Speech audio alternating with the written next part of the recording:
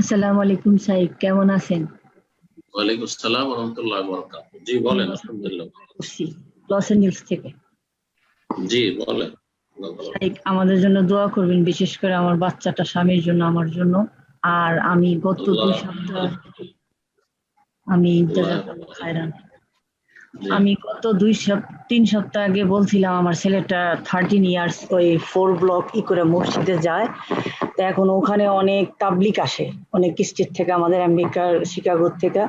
তো ওই সবাই ছোট, ওই মসজিদের মধ্যে বয়সে 13। তো ওরে খুব ফোর্স করে, বুঝছেন, এমন করা করতেছে, মানে তুমি তাবলিক করো তাবলিক করো এরকম শুরু করছে। তে ও একটু এসে জেদ করে। তা আমি আপনারটা শুনাইছি গত 2 সপ্তাহ আগে, মানে আপনার তাবলিক সম্বন্ধে যে বৃহস্পতিবারে কোশ্চেন গুলো শুনি। তো ওখান থেকে অনেক উপকার হয়, আর অনেক কোশ্চেন জিজ্ঞেস করতে হয় না। আলহামদুলিল্লাহ, জাযাকাল্লাহ খায়রান। এখন আমি শুনাইছি যে দেখো, শাইখ বলতাছে নবীজি তো তাবলিগ করে না, কিন্তু দিনের দাওয়াত দিছে, তুমি ঘরে করো, তোমার বাবা অসুস্থ, মা অসুস্থ, আর তুমি নামাজ পড়তে এই হবে, জি তুমি ছোট, তুমি এখনো কিছু জানো না। এখন এটা হইছে, এক তাবলিগ গেছে, আবার এই সপ্তাহে আসছে শুক্রবারে থেকে আজকে চলে যাবো। গত শুক্রবারে আসরের পড়তে গেছে, রাইখা দিছে, থাকো বা আসর মাগরিব এশার পর্যন্ত, তারপর তুমি এখানে রাত থাকবা, এখানে ভালো ভালো ফেরেশতারা থাকে মসজিদে, তারপরে অনেক দিনের আলোচনা হয়, এটা সেটা। পরে আমি বলছি তুমি আসর থেকে যে এশার পর্যন্ত থাকলা, এখানে যে দিনের আলোচনা করলা, এইখানেই তো অনেক সওয়াব পাইলা। শাইখ বলছে যে আল্লাহর আরশ থেকে আল্লাহ না নিজেই পাঠায়, ফেরেশতা পাঠায়। এখন বলতেছে আমি থাকবো, আমি কই, না, কোনোখানে রাত থাকা যাবে না। শাইখ বলছে এমনকি মাদ্রাসা যে দিবে এইটাও শাইখ যে ই করে চেক করে দেখতে বলছে। তুমি বলো যে আমার আম্মু হার্টের রুগী, আমার আব্বু। হ্যাঁ, এখন প্রশ্ন এই বলেন। প্রশ্ন, আপনার প্রশ্ন কি এখন বলেন? জি এইটাই প্রশ্ন যে এই তাবলিগ সম্বন্ধে একটু হুম বলেন। আমার ছেলে শুনতে স্যার, বিশেষ করে আমার ছেলেটার একটু দোয়া করেন। একটু দুষ্টামি করতেছে, নামাজ পড়ে পড়ে আবার ফজর ছেড়ে দেয়, আর গেমস খেলে। জি, জি, আল্লাহ হেদায়েত করুন। আমি তাবলীগীরা তো নামাজ ছাড়তে বলছেন না। অন্তত এটা তো বলছেন না যে নামাজ ছাড়ো। হয়তো নামাজ পড়তে বলছে, ভুল নামাজই পড়াচ্ছে, কিন্তু নামাজ পড়তে বলছে। তো যাই হোক, এই যে শোনো, তবলিগ, এই যে প্রচলিত তবলিগ আপনাদের ওখানে আছে, যেটা শুরু হয়েছে ভারতের মেওয়াত ডিস্ট্রিক্ট থেকে, দিল্লির পাশে হরিয়ানা থেকে। আর সেটার হেডকোয়ার্টার হচ্ছে দিল্লি নিজামুদ্দিন, ভারতে। আর সেকেন্ড হেডকোয়ার্টার পাকিস্তানের রায়ওয়ান। আর থার্ড হেডকোয়ার্টার বাংলাদেশের হচ্ছে টুঙ্গি। তো এই তবলিগ নবী সাল্লাল্লাহু আলাইহি ওয়াসাল্লামের তবলিগ নয়, এটা হচ্ছে ইলিয়াসি তবলিগ। এটা মৌলানা ইলিয়াস দেওবন্দি সুফি যে আলেম ছিলেন, তার স্বপ্ন যোগে পাওয়া তবলিগ, যে 40 দিনের জন্য বের হইতে হবে, 4 মাসের জন্য বের হইতে হবে, একদম বেরিয়ে যেতে হবে, হ্যাঁ, সবকিছু নিয়ে। তারপরে সংসার থাকা, যাই হোক, সবকিছু ছেড়ে ছেড়ে বেরিয়ে যেতে হবে। আহ, আর যারা আপনার পারে না, তারা বলছে 3 দিনের জন্য বেরিয়েছি। এইভাবে তারা বেরিয়ে থাকে। আর তাতে তারা জাল ভুয়া, এত নেকি আছে, এত সওয়াব আছে, এই তো তোমার সাথে ফেরেশতা রাতে থাকবে। কেন, বাসাতে থাকলে ফেরেশতা থাকবে না? তার মায়ের চাইতে কেউ মর্যাদার কেউ আছে নাকি? মায়ের কাছে থাকবে, এর চাইতে বড় সওয়াবের কাজ কি হতে পারে? মায়ের দেখাশোনা, মায়ের প্রয়োজন পুরা করলো, তার সাথে মায়ের সাথে বজবন্দি করলো, বাসাতে তাহাজ্জুদ পড়লো, বাসাতে দিন শিখলো, দিন চর্চা করলো। জি। তো এ হচ্ছে ইলিয়াসি তবলিগ। আর রাসূলুল্লাহ সাল্লাল্লাহু আলাইহি ওয়াসাল্লামের তবলিগ হচ্ছে ওয়াহির তবলিগ, কোরআন সুন্নাহর তবলিগ। ইয়া আইয়ুহার রাসূল, হে রাসূল সাল্লাল্লাহু আলাইহি ওয়াসাল্লাম, বাল্লিগ মা উনজিলা ইলাইকা মির রাব্বিকা, তোমার প্রতিপালকের পক্ষ থেকে যা কিছু নাজিল করা হয়েছে তার তুমি তবলিগ করে দাও। তো আমরা তবলিগ করি, সৌদি আরব তবলিগ করে, কোরআন সুন্নাহ অনুসারী আহলে হাদিস সালাফিরা তবলিগ করে ওয়াহির তবলিগ, ওয়াহির বিধানের তবলিগ, কোরআন কারীমের এবং রাসূলুল্লাহ সাল্লাল্লাহু আলাইহি ওয়াসাল্লাম সহিহ সুন্নাহ।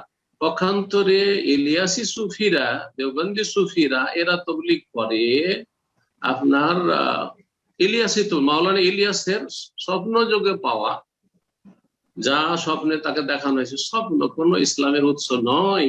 হ্যাঁ, আর স্বপ্ন ওহী নয়, নবীর স্বপ্ন ছাড়া কারো স্বপ্ন ওহী না। আমার সাথে শয়তান খেলা করতে পারে, জিন খেলা করতে পারে, তেমনি কারোর সাথে শয়তান জিন খেলা করেছে, যে বেরিয়ে পড়তে হবে, শুধু বেরিয়ে পড়তে হবে। জি, সময় লাগান, একটু সময় দেন। জি, এগুলি কোরআন হাদিসে নেই।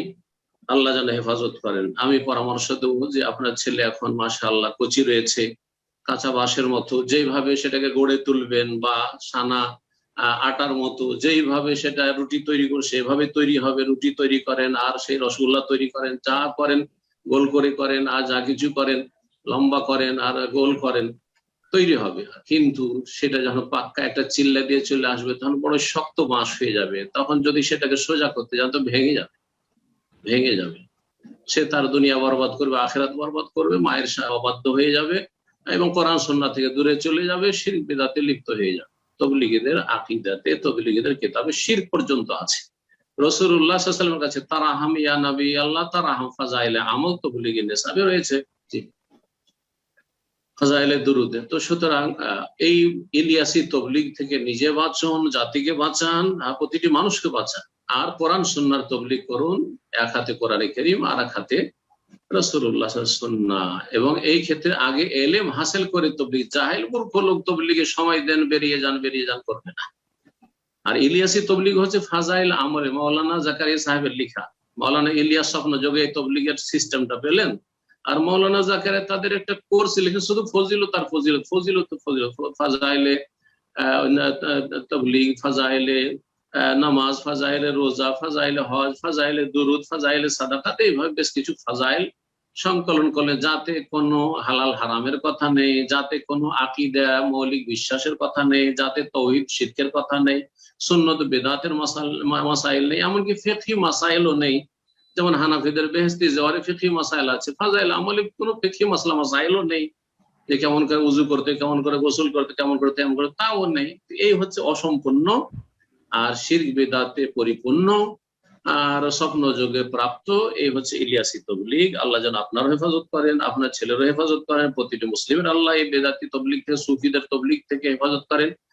তবলীগি জামাতের উদ্দেশ্য হচ্ছে দুটি: গোড়া হানাফি বানানো আর পাক্কা সুফি বিদআতপন্থী বানানো, সুফি পীরের মুরিদ বানানো, তাহনিফ এবং তাসাউফ, তাসাউফ ঢুকিয়ে দেওয়া আর হানাফি বানিয়ে দেওয়া, গোড়া হানাফি মুকাল্লিদ বানিয়ে দেওয়া।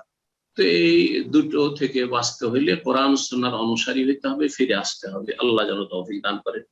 এইরকম জায়গায় থাকাটা ঝুঁকিপূর্ণ, এইরকম জায়গায় ছেলেকে লেখাপড়া করানো ঝুঁকিপূর্ণ।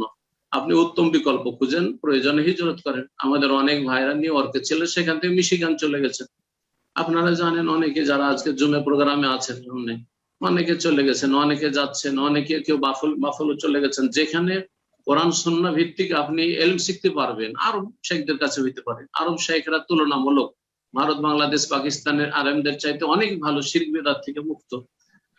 যদিও সব আরব ভালো নয়, কিছু আরবদের মধ্যে সুফিও আছে, কিন্তু কথা হচ্ছে যে তুলনামূলক ভালো বলা যেতে পারে। সুতরাং আপনাকে দেখতে হবে যে আরবদের মধ্যে অথবা আনার মধ্যে যারা কোরআন সুন্নাহ দাওয়াতি কাজ করে, কোরআন সুন্নাহ ভিত্তিক যারা মাদ্রাসা স্কুল পরিচালনা করে, তাদের প্রতিষ্ঠানে আপনি ছেলেকে পড়াবার জন্য সেখান থেকে আপনি স্থানান্তরিত হন, হিজরত করেন। আল্লাহ যেন সহজ করেন। ঠিক।